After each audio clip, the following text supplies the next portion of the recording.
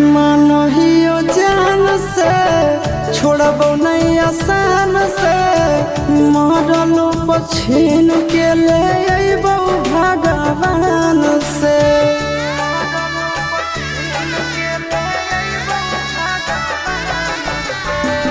मानहियो जान से छोड़बो नहीं आसान से मरलो पछीन के ले अइबो भगवान से।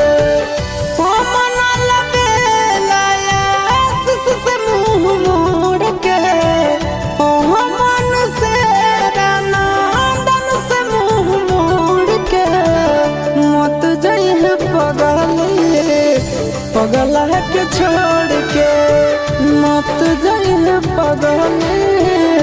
पगला के छोड़ के।